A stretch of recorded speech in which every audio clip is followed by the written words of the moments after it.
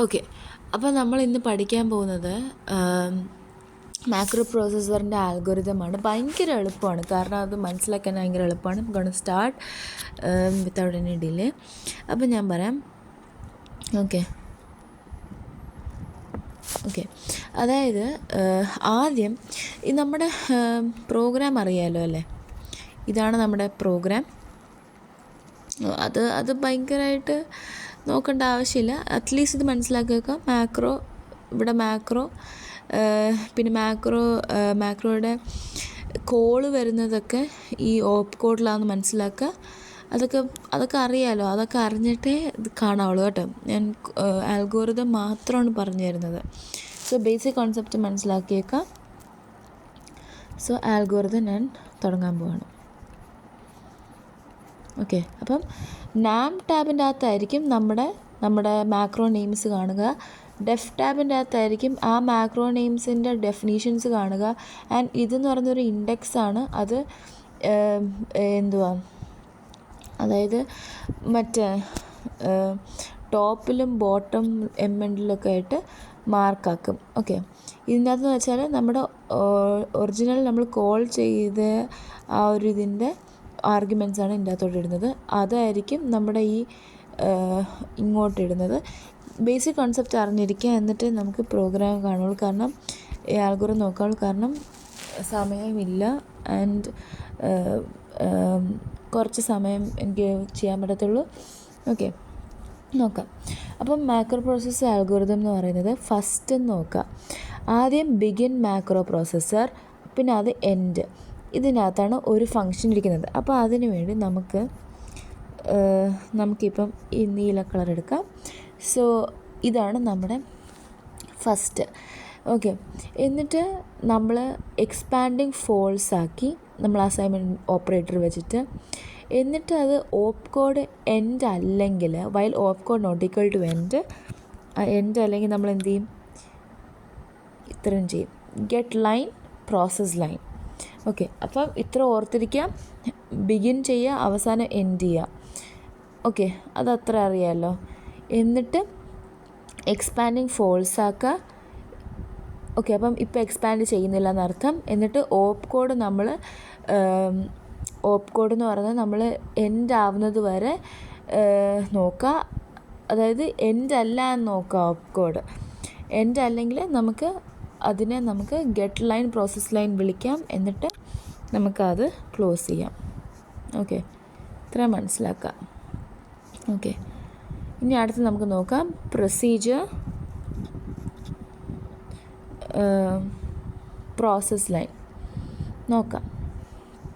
ഇവിടെ എന്ന് പറയുന്നത് ബിഗിൻ എൻഡ് ഇങ്ങനെ വരും. ഓക്കെ, പിന്നെ ഒന്നും അകത്തൊന്നുമില്ല. ഇത് ഭയങ്കര എളുപ്പമാണ്. അതായത് നമ്മൾ പ്രോസസ്സ് ചെയ്യാൻ പോവാണ്. പ്രോസസ്സ് ചെയ്യുമ്പോഴത്തേക്ക് നമുക്ക് ചെയ്യേണ്ട കാര്യങ്ങളെന്ന് വെച്ചാൽ, നമ്മുടെ നാം ടാബിൻ്റെ അകത്ത് നമ്മൾ കൊണ്ടുപോയ ഓപ്പ് കോഡ്, നമ്മളിങ്ങനെ ആൽഗോരിതം വായിച്ചു വരുമ്പോൾ ഓപ്പ് കോഡ് കാണുമല്ലോ. ആ ഓപ്പ് കോഡ് നമ്മുടെ നാം ടാബിൻ്റെ അകത്ത് ഉണ്ടോ എന്ന് നോക്കും. അത് ഉണ്ടെങ്കിൽ എന്താണ്? കോളാണ് ചെയ്യുന്നതെന്നാണ് അർത്ഥം, അല്ലേ? അല്ല, മാക്രോ ഡിഫിനേഷൻ അല്ല, കോളാണ് ചെയ്യുന്നതെന്നാണ് അർത്ഥം. അപ്പോൾ എന്ത് ചെയ്യും? നമുക്കവിടെ നാം ടാബിൻ്റെ അകത്ത് ഓപ്പ് കോഡ് കിട്ടുവാണെങ്കിൽ അത് കോളാണ് ചെയ്യുന്നത്. ആ കോൾ ചെയ്യുമ്പോൾ നമുക്കതിനെ എക്സ്പാൻഡ് ചെയ്യണം.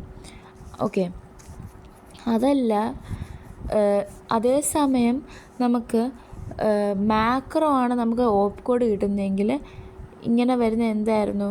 ഡെഫിനീഷനായിരുന്നു, അല്ലേ? ഇപ്പുറത്തും അപ്പുറത്തൊക്കെ സംഭവം വന്നാൽ. അപ്പോൾ നമ്മൾ അത് എന്ത് ചെയ്യും? നമ്മൾ ഡിഫൈൻ ചെയ്യും.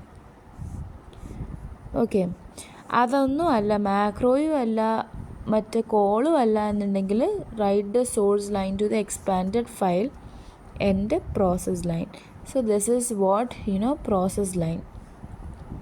ഇനി നമുക്ക് ഡെഫിനീഷൻ, അതായത് നമ്മളിപ്പം നമുക്കിവിടെ മാക്രോ എന്ന് കണ്ടില്ലേ, അപ്പോൾ അപ്പോഴത്തേക്ക് നമ്മൾ ഡിഫൈൻ എന്ന് തന്നെ കൊടുത്തില്ലേ, അതാണ് നമ്മൾ ഇങ്ങോട്ട് പോകുമ്പോഴത്തേക്ക് നമുക്കിവിടെ മാർക്ക് ചെയ്യാം. ആദ്യം ഈ ബിഗിന് ഇവിടെ ക്ലോസ് ആവും. ഓക്കെ, നെക്സ്റ്റ് ഇവിടുത്തെ ബിഗിന് ഇവിടെ ക്ലോസ് ആവും, ഇവിടുത്തെ ബിഗിന് ഇവിടെ ക്ലോസ് ആവും. ഓക്കെ, അങ്ങനെ ആദ്യം മാർക്ക് ചെയ്യാം. ഓക്കെ, അപ്പോൾ നമുക്ക് നോക്കാം. Enter the macro name into NAM tab. NAM ടാബിലേക്ക് നമ്മുടെ മാക്രോ നെയിം ആദ്യം എൻ്റർ ചെയ്യുക. അതാണ് ഫസ്റ്റ് വൺ. നമ്മുടെ നാം ടാബിലേക്ക് എൻ്റർ ചെയ്യാണ് first. Enter the macro prototype into def tab. മാക്രോയുടെ പ്രോട്ടോടൈപ്പ്, അതായത് മാക്രോയുടെ പ്രോട്ടോടൈപ്പ് നമ്മൾ ഡെഫ് ടാബിലേക്ക് നമ്മൾ ഇട്ടു. ഓക്കെ, കണ്ടോ?